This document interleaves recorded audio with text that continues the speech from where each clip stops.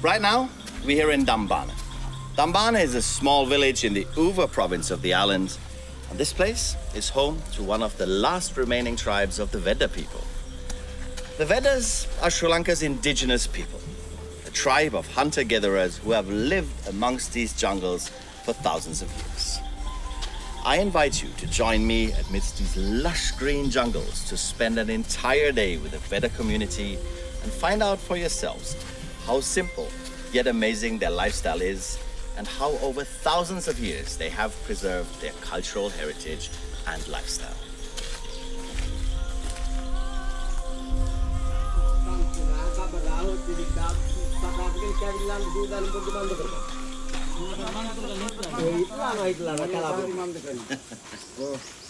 All right, guys. This right here is the beautiful yet simple lifestyle of the Vedda people of Sri Lanka. These guys love nature. You can see even their dwellings are built from natural material. Okay, let's go.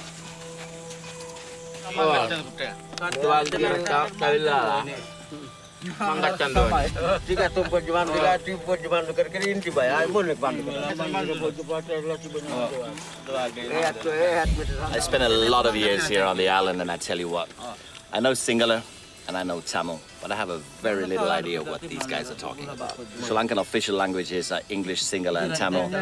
These Veddas here still have preserved their own language.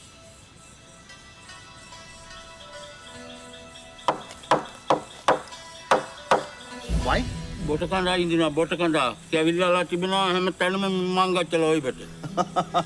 Guys, this is getting serious.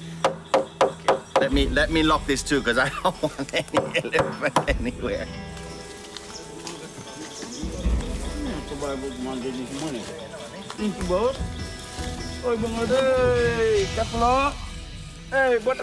Wow. All right, what these guys are saying is actually there was 2 elephants here last night, and we just found the tracks, so you can see this. Well, it's you know, right? This is elephant and actually it's very precious because it can make great fertilizer, it can make paper, it can be used into a lot of different ways. Oh wow, guys, check this out. This is the elephant too. Last night? Oh wow. That's nature, right? What an amazing lifestyle.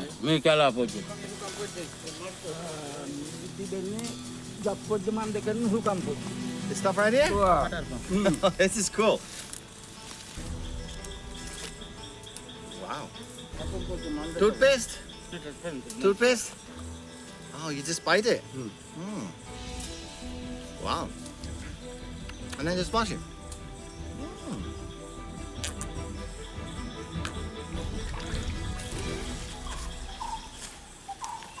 All right, guys, what these guys are building here is a trap.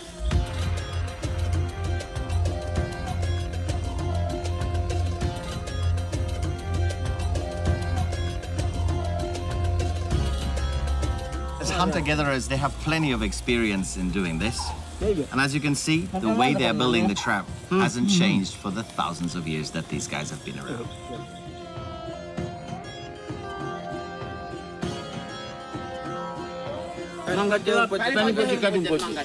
Oh, really? Wow, awesome. All right, guys. Well, they say that there is a wild bee's nest up there, and it's got some super tasty honey. What they say is they're gonna go and collect the honey for us. I'm starting to love this lifestyle, man. Let's check it out. Okay, let's go.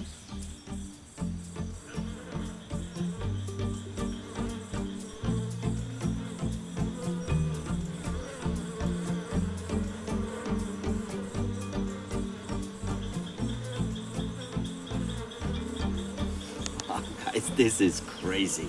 Do you see this? No protection whatsoever. He's holding them in their hands. This must be the tamest bees I've ever seen. I can't wait to taste that honey.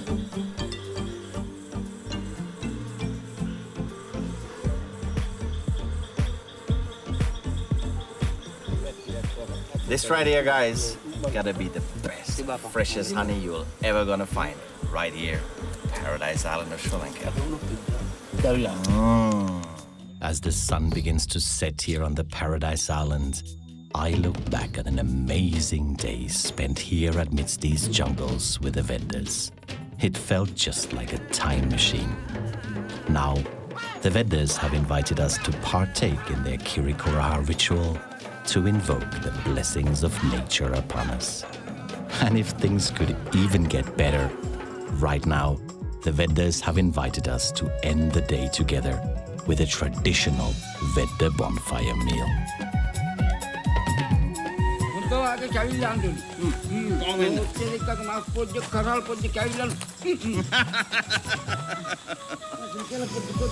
All right, guys, as we bid farewell to the Vedda people, I hope you're not going to go anywhere because there are plenty of more super cool stories and places I want to show you in today's episode of Crossroads.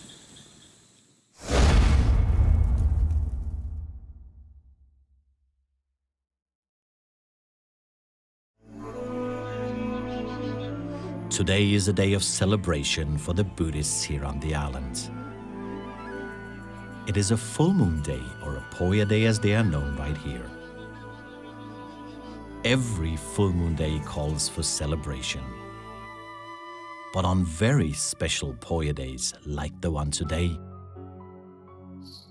the Buddhist temples organize grand pageants, which are known as Pereheras.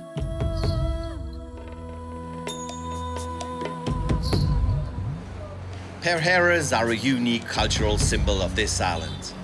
And when I tell you that these processions are epic, I seriously mean it. Right now, you can see these elephants resting. But later on tonight, you will witness a procession where rhythm meets dancers, fires, and elephants like these.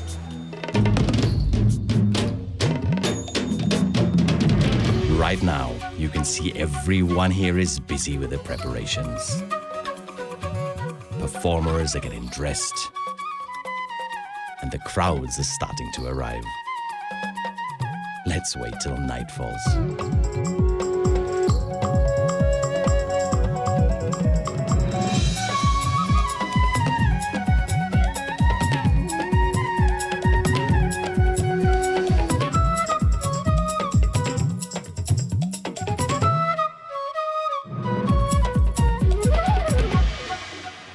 All right, guys, night has fallen on the Paradise Island. The moon is shining bright above, and the grand pageant is about to begin.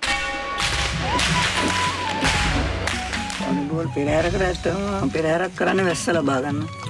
ඒ වැස්සට සංකේතයක් දෙන්න තමයි ගිනි බෝල කරකවන විදුලි කෙටීම් සංකේතයක් තියෙන්නේ.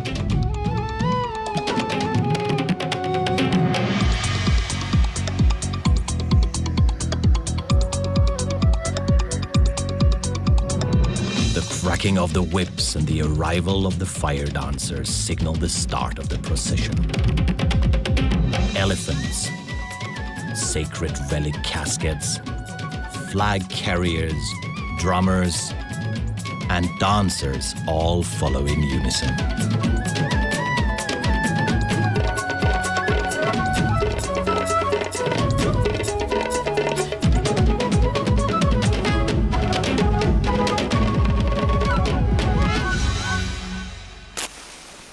Another amazing night here in Sri Lanka comes to the end, but I really wanted to see these fire dancers one last time.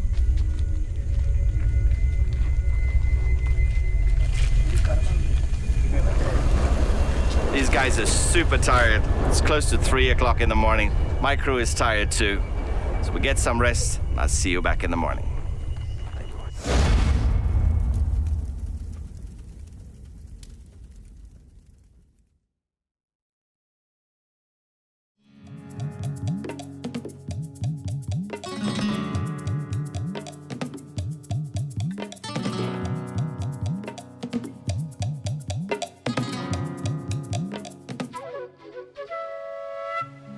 Here in the highlands of Sri Lanka is where some of the world's finest teas are grown. Tea wasn't always Sri Lanka's money crop, because until the 1860s, all these mountainsides here were not growing tea, but coffee. In the late 1860s, the coffee rust disease took over this area and a lot of the coffee plants died. So what?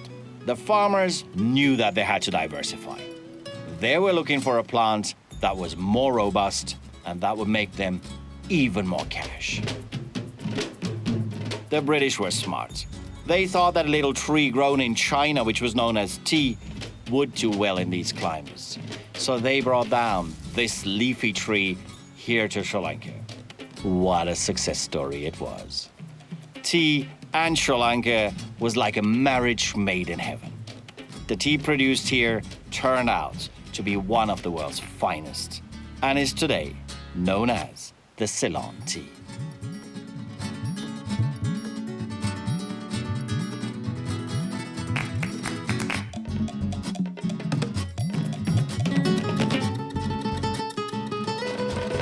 Here in Sri Lanka, the tastiest tea you're gonna find is from roadside shacks like this.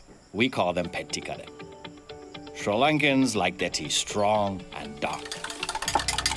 But tea, the leafy fresh beverage, is so quintessential in every Sri Lankan's life.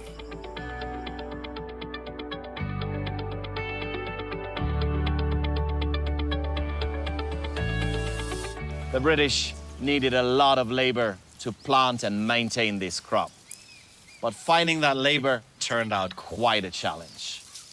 The local Sinhalese population here on the island somewhat was quite reluctant to do this kind of work. So what did the British do?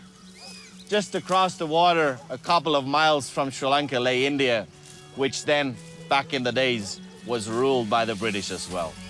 So the British brought Tamil Indian workers here to Sri Lanka as migrant workers to work on these estates. Today, more than 1.5 million people are working here in Sri Lanka in the tea industry. Tea plucking is a process that cannot be automated. It's a very, very selective process. You can't just come here and mow down the top and throw it in a factory and expect to get good tea. You gotta know which buds to pick and which to leave out. Because when you get Ceylon tea in your cup, you will know for sure that it is made only of the best buds of the best tea here in Sri Lanka.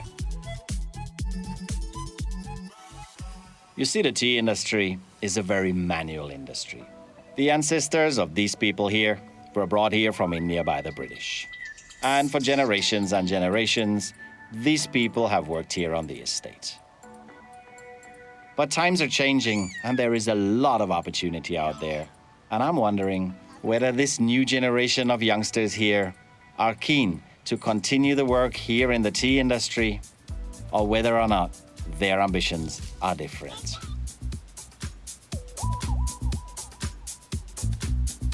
The branded quality Ceylon tea that is known in the world literally lies in the hands of this generation.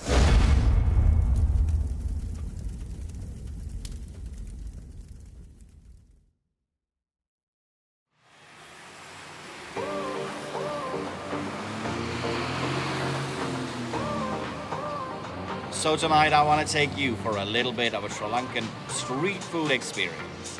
What's the street food I'm talking about? It's called hoppers. What is hoppers? Well, I think the closest I can describe it, it's a kind of pancake. It's made from rice flour. All over the world, this kind of street food is getting really, really popular. And it's sold here in Sri Lanka from little roadside shacks. I want to take you to one of these roadside shacks and show you a little bit about this super tasty food. This right here is one of those authentic Sri Lankan hopper jars. Right next to the road, in the evening, that's where you go and get your hoppers.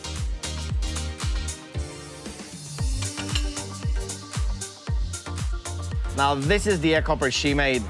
Now in my time here in Sri Lanka, I've eaten a lot of these, but I've never made any. Since I'm here, I'm not gonna miss out on this opportunity. I'm not know what the result's gonna be, but I'm gonna try.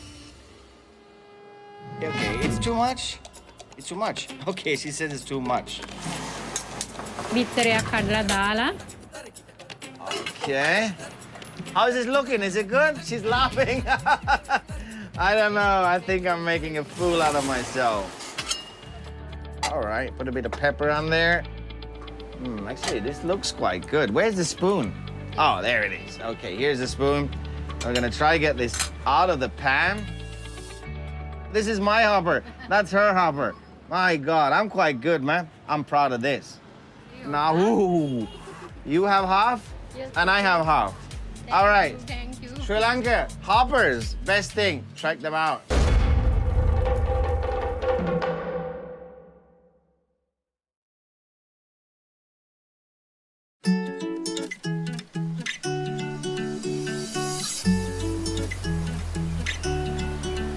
As I continue to take you to my favorite places right here in Sri Lanka, today we are in Manar on the northern tip of the island.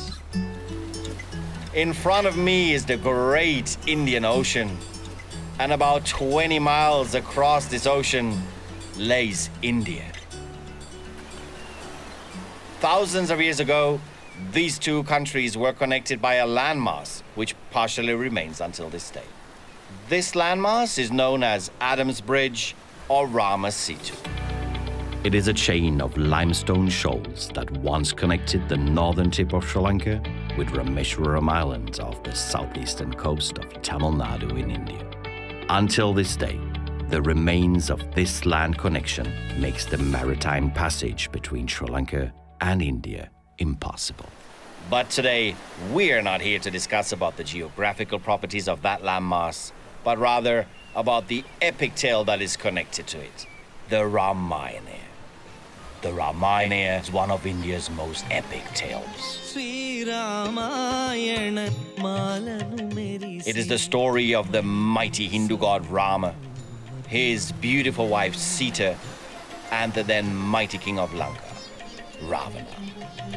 Join me as we step into the footsteps of Ravana and discover the myths and secrets of the Ramayana. Shri Ram Jai Ram Jai Jai Ram Shri Ram Jai Ram Jai Jai Ram Shri Ram Jai Ram Jai Jai Ram Shri Ram Jai Ram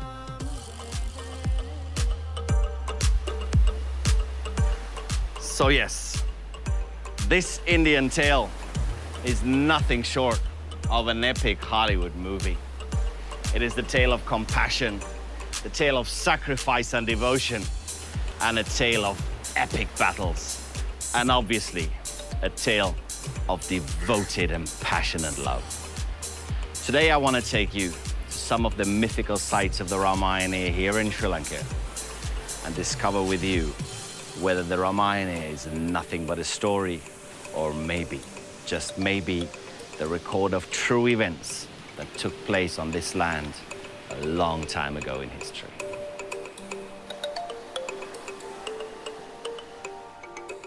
This right here behind me is a statue of Ravana here in Trincomalee.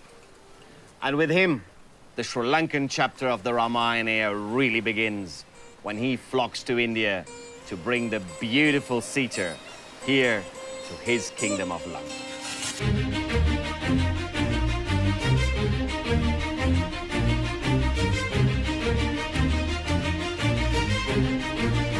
This location right here is known as the Chariot's Path. According to the Ramayana, after Ravana kidnapped Sita, he took her in a chariot on this very path to show her the immense beauty of his kingdom. Thousands of years later, what remains is this natural roadway in the middle of the jungle.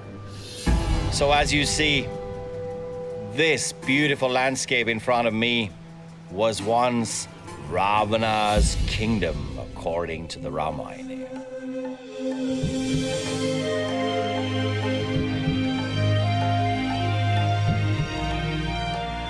Another very important location of the Ramayana here in Sri Lanka is this Hindu Kovil right here behind me. It is the Sita Amman Kovil here in Sita Elia. Legend has it that this was one of the places where Ravana kept Sita imprisoned. And the river that flows behind this temple is known to be the river where Sita bathed and shed many odd tears. A couple of thousand years ago, 3 idols were found by the banks of this river. One was an idol of Sita, the other was an idol of Rama, and the third was an idol of the monkey god Hanuman. As I take you to the river to discover a little bit more about this place, I invite you to just soak up the atmosphere of this temple because it is truly magical.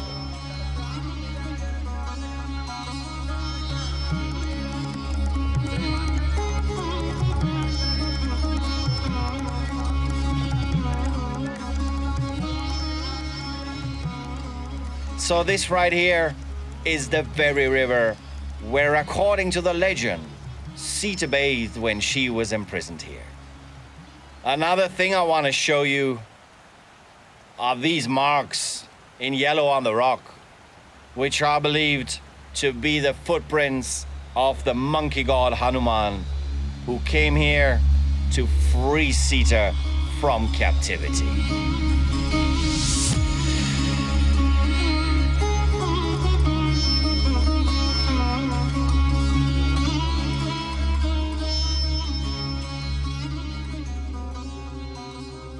Shri Ram Jai Ram Jai Jai Ram Shri Ram Jai Ram Jai Jai Ram Shri Ram Jai. As I continue to take you on the path of the epic tale that is the Ramayana, right now I came here to Rambuda, to the Sri Hanuman temple. Hanuman is a character that plays an epic role in the story of the Ramayana. Hanuman is the Hindu monkey god whom Ram sent here to Lanka to search for his beloved wife Sita. What happened next is pretty much like the climax of the Ramayana, when Hanuman waged war against Lanka, burned down the palaces of Ravana, freed Sita with his army, and brought her back to India. This sums up the story of the Ramayana and the epic tale that would connect India and Sri Lanka forever in history, myth, and literature.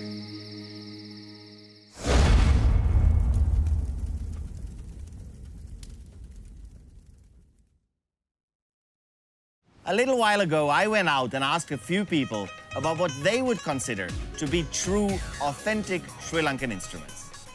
Drums, totally drums and percussion. The truly Sri Lankan instruments would be the drums of Sri Lanka. මං හිතන්නේ යුනික්ම දේ අපේ බෙරේ තමයි. Today, we're here in the central province, surrounded by its beautiful, rich, green, lush mountains. This is a little village located a few kilometers outside of the city of Kandy. And the reason I came here today is to find out how the traditional indigenous drums of Sri Lanka are made.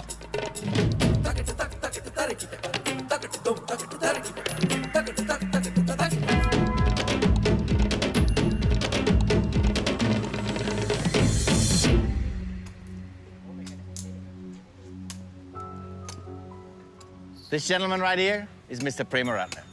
For generations, his family has been manufacturing the indigenous drums of Sri Lanka right here in the hill country. I came here today because not only is he the guy who can tell us all about the history of these drums, but also show us how they're made. Let's hear. මම මේක අපේ පරම්පරා හතරක කර්මාන්තයක් මේක. අපි මේක නොයෙකුත් භාණ්ඩවන් මෙතන නිෂ්පාදනය කරනවා. එන්න බලන්න මහත්තයා මේ බඩු පෙන්නන්න. දැන් මේක කොස්කොට. දැන් මේ කොස්කොට විශේෂයෙන්ම අපි උඩරට බෙරේට පාවිච්චි කරනවා. ඒ වගේම තම්මට්ටන් ඒවට පාවිච්චි කරනවා. මේක අනිත් එක මේ දවුලටත් මේක පාවිච්චි කරනවා.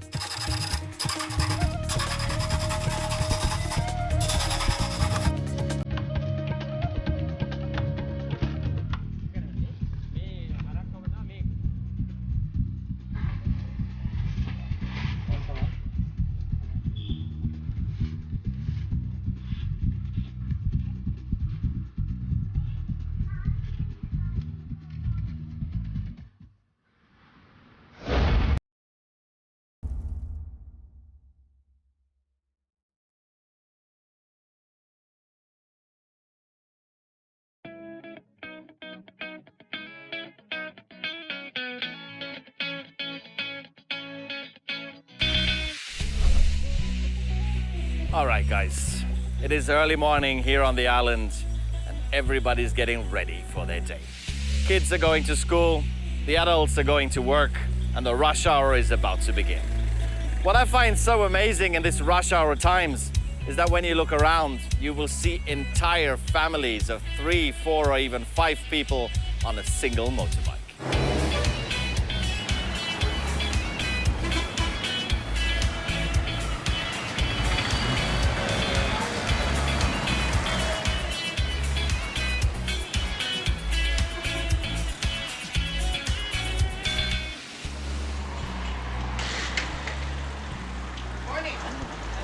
Good morning.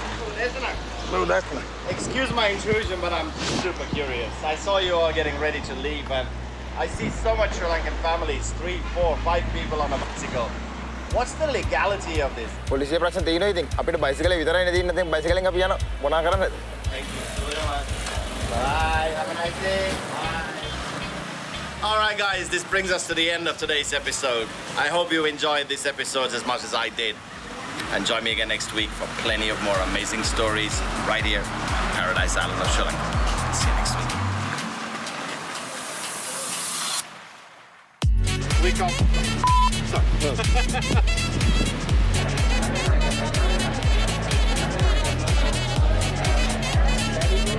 To talk about the landmarks or the geographical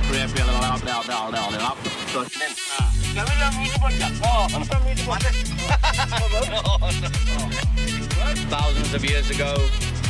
Oh, about another 5 minutes 3-wheel ride from here. We'll be there. Enjoy. And hey, last but not least, please don't forget to subscribe to our channel by clicking here, and also do activate the notification bell so that you know when we uploaded a new clip. If you like our content, please also feel free to share it on your social media handles and help us to spread the love and positivity.